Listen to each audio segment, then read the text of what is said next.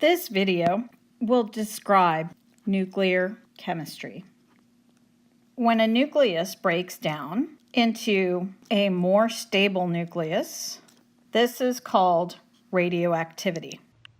Certain combinations of neutrons plus protons will yield unstable nuclei, and certain isotopes are more stable.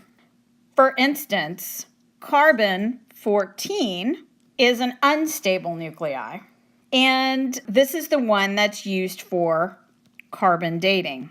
Whereas the nucleus that is in most of the carbon-based molecules in our bodies are usually carbon-12. This is the most abundant isotope. In other words, it's the more common isotope of carbon. It does not break down, so it does not undergo radioactive decay, which is another word for saying radioactivity. The products of radioactive decay are what we call radiation. The three most common types of radiation are alpha decay, beta decay, and gamma radiation. Alpha decay is a helium nucleus. That means that its mass number is 4, its atomic number is 2, so it has 2 protons and 2 neutrons, which is basically the same as a helium plus 2 atom, or a helium nucleus. Beta decay is 1 electron. Gamma radiation, gamma is the highest wavelengths of light, are the most energetic wavelengths of light. So gamma radiation is actually light waves. They are the most energetic wavelengths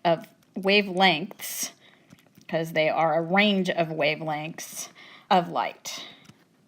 So if we're looking at our 3 types of radiation, the most common 3 types, an alpha particle, or a helium nuclei, that can be stopped by a sheet of paper or clothes. This is a heavier particle, and since it's a heavier particle than the other types of radiation, a simple sheet of paper, latex gloves, those types of things, it's very easy to block alpha particles, and so they are probably one of the least dangerous forms of radiation out there. Now, a beta particle, or an electron, that has to be stopped by something denser than paper. So it is stopped by aluminum foil. Oftentimes you'll see plexiglass used to stop beta particles. A thin piece of plexiglass, it doesn't have to be a super thick piece. You know, your normal sized sheet of plexiglass will do the trick, and that will stop a beta particle from getting to your DNA. Now, gamma radiation is very, very, very energetic light. Gamma radiation is so energetic that it can cross through many, many things. Visible light can go through a pane of glass, but infrared light can't. But gamma radiation needs lead, and thick lead. Lead is one of the most dense elements out there. It needs thick lead or thick concrete, something very, very dense to block gamma radiation. Gamma knives are one of those things that was commonly used to treat cancer. Well, not super commonly used. That's because it is so absolutely energetic. So if we're looking at these types of radiation. Radiation is dangerous because it's what we call ionizing.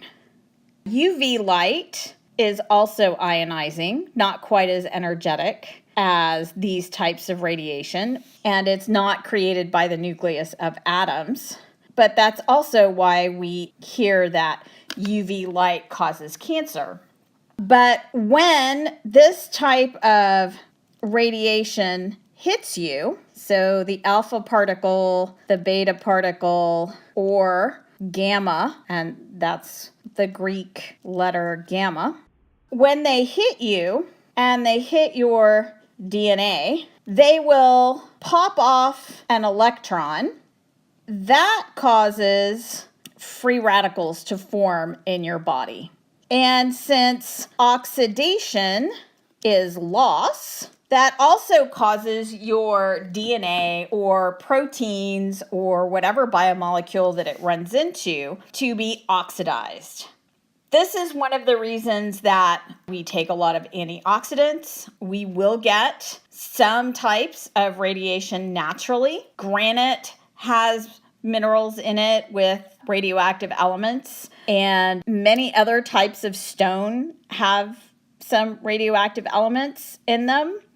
It is natural, but we don't want to expose ourselves to too much of this ionizing radiation, because when it pops an electron off, now your DNA, and I'm going to draw a single dot here to represent an unpaired electron. Now, it can see other things that might have unpaired electrons. For instance, it might find a chlorine free radical. Chlorine tends to make a lot of free radicals, and then you will get something funky forming. Or your DNA free radicals can react with oxygen, which we know is around a lot of places, and that will form a oxidized DNA. And all of these things are bad because they impede DNA's ability to function. And that can cause things like cancer and radiation poisoning. It just depends on how much dosage of radiation you get as to how many of these molecules, and it doesn't just happen to DNA, it can happen to proteins, it can happen to a lot of other really important biological molecules in the body. And once their ability to function is impeded to a certain extent, we end up with death. So there are escalating ways that DNA or that radiation can hurt you.